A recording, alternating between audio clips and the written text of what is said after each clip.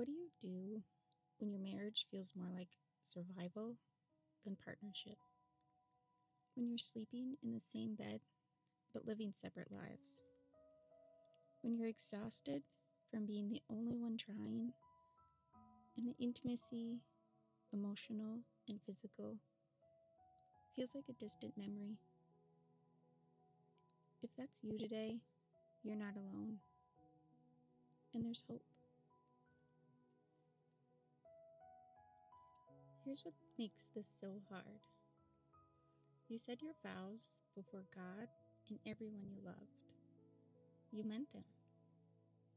But somewhere in between the wedding day and today, connection got lost. The fights became more frequent. The silence became heavier. You look at him and wonder, did I marry the wrong person? Does God even care about saving this? And the shame is crushing. Everyone sees the Sunday version, the couple that has it together. But inside these walls, your roommate said best. You're the only one reading marriage books, the only one suggesting counseling, the only one praying. You're tired, you're resentful, and you're terribly alone. But here's what I want you to hear. A struggling marriage isn't a failed faith. It's not proof that God made a mistake or that you weren't spiritual enough. Marriage is hard because you're two broken people trying to build something beautiful. And God sees you in this struggle. He doesn't stand at a distance, arms crossed, disappointed. He's present in the hardest parts, waiting to be invited in.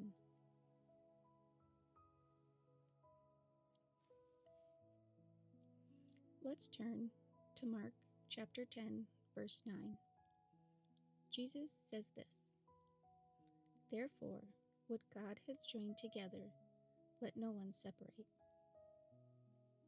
This is Jesus speaking to the Pharisees, religious leaders who were asking him about divorce, trying to trap him with legal questions. But Jesus doesn't just give them a rule. He points them back to God's original heart for marriage, the Genesis 2 design where two people become one. Here's the context that matters. The Pharisees treated marriage like a contract with fine print and exit clauses. But Jesus reframes it as a covenant, something God Himself is invested in. When He says this, what God has joined together, He's saying God didn't just show up on your wedding and leave. He joined you, past tense, with ongoing presence. This isn't a guilt trip. Jesus isn't saying you can't never leave no matter what. That's not grace. That's legalism. What He is saying is this: God is for your marriage. He designed it, He blessed it, and He continues to work in marriages that invite Him into the brokenness. So if your marriage feels like it's falling apart, hear this truth. The God who joined you together hasn't abandoned you in the falling apart. He's still there, still working, still able to heal what feels beyond repair.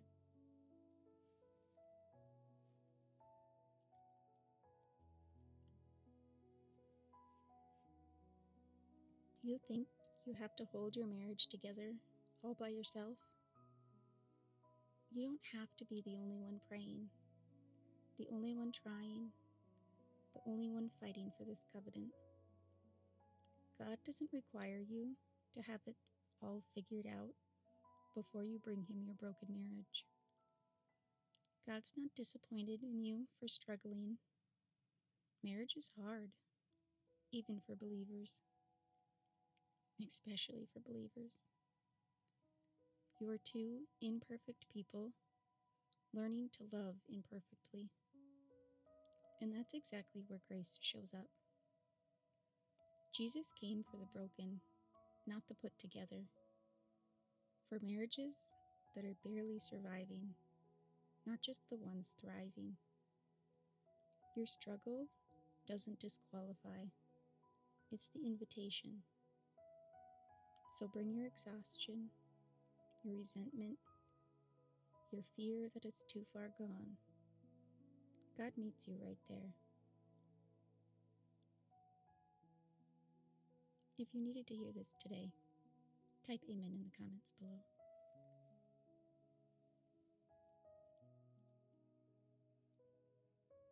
Let's bring this broken, hard, exhausting marriage to the Lord together.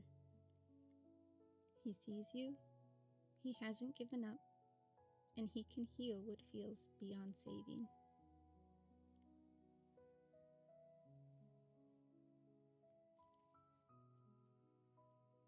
Lord, we come to you with marriages that are barely holding on. We're tired. We're lonely, even though we're not alone.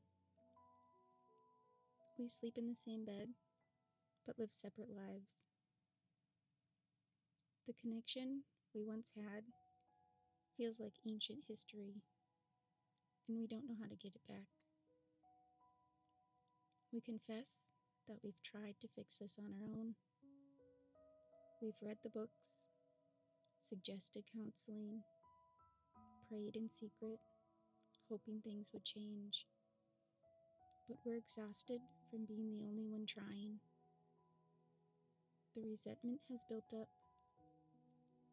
The intimacy, emotional and physical, feels impossible to restore. Lord, we need you to step into what we cannot fix. We need you to do what only you can do. Soften hard hearts, including our own. Remind us that you are the God who joined us together, and you haven't walked away just because things got hard. We know that you see us in this struggle. You see the fights we hide from everyone else. You see the tears we cry alone. You see the shame we carry, afraid to admit that our marriage is barely surviving. Father, meet us here, in this mess, in this brokenness. Show us that you're still present, still working, still fighting for this covenant, even when we don't have the strength to fight anymore.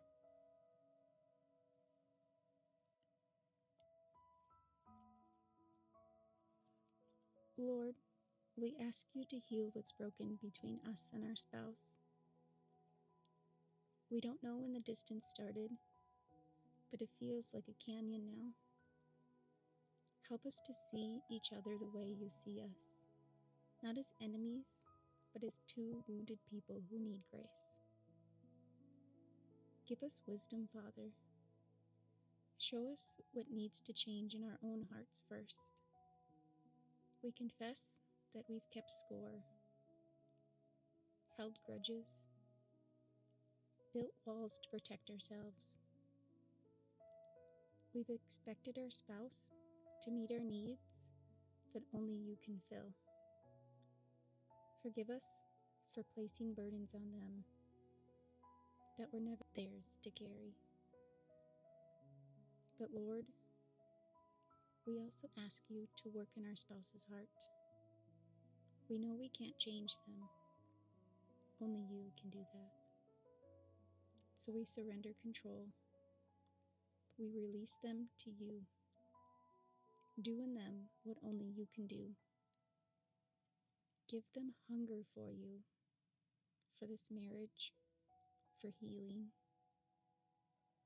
Let them see their own brokenness and their need for you. We know that you are faithful even when we are faithless. Your love isn't based on our performance. Your grace is bigger than our failure. So we stand on your character, Lord, not on our ability to get this right. You are the God who restores, the God who redeems, the God who makes dead things come back to life. Breathe life into this marriage, Father. Renew love that feels like it's died. Restore intimacy that feels impossible. Give us patience for the process, because we know this won't be fixed overnight.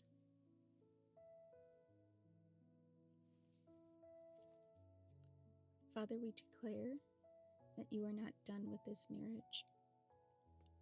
What you have joined together, you are still able to sustain. You are still invested in this covenant. You haven't given up, even when we've wanted to. Shift from tension to peace, from resentment to grace, from hopelessness to hope. Remind us every single day that you are for this marriage, that you are working, that you haven't abandoned us. And Lord, we also pray for wisdom. If there are deeper issues, wounds from the past, patterns that need professional help, baggage we're carrying, give us the courage to seek counseling, to ask for help, to do the hard work of healing. This isn't failure, it's faithfulness.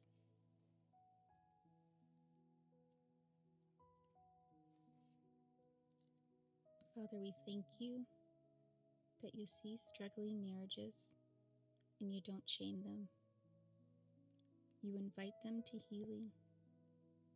Thank you that your grace is bigger than our brokenness, that your power is greater than our weakness. We trust you with this marriage. We trust you with our spouse. We trust you with the outcome. Do what only you can do, Lord. We surrender it all to you. In Jesus' name, amen. I hope this brought you some hope today. You're not alone in this struggle, and God hasn't given up on your marriage. If this spoke to your heart, I'd love to know, even if it's just a simple amen in the comments. I'll be praying for healing and renewed love in your marriage.